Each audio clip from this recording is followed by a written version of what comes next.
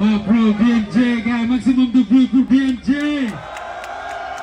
Gars lii de BNJ la nga nekk di def actuellement. ndax yombul quoi. donc gis nañ la liggéey bu mu nekk di def actuellement.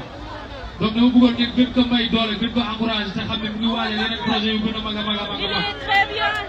ñii toog nii mooy bilu. ñu bëri xamuñu kan mooy bilu parce que dañu koy gis si yenn son yi wala di ko gis si yenn clip yi.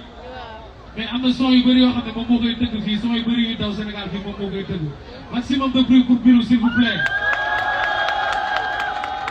léegi ñu jàll si quatrième morceau bi moom moo tudd jëli li des ak déglu encore waa jëf. son bi gars yi ñu lay laaj son bi.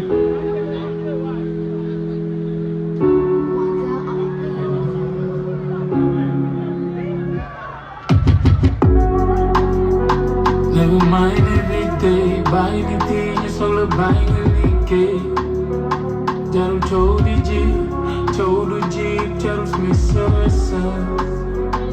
Sa famille ña sonn ci yow di dandangi kay. Bés dina tar doo gis kay. Kon jëli li des, mun nga jëli li des. Jugal jëli li des.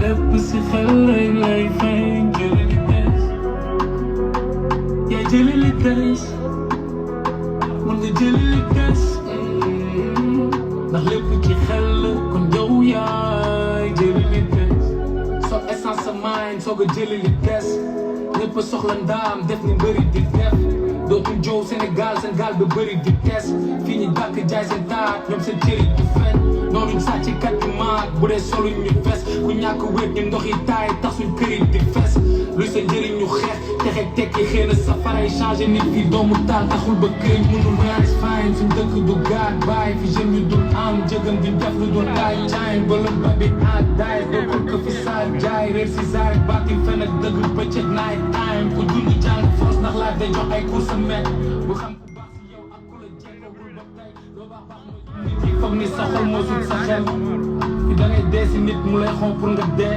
kon jëli li des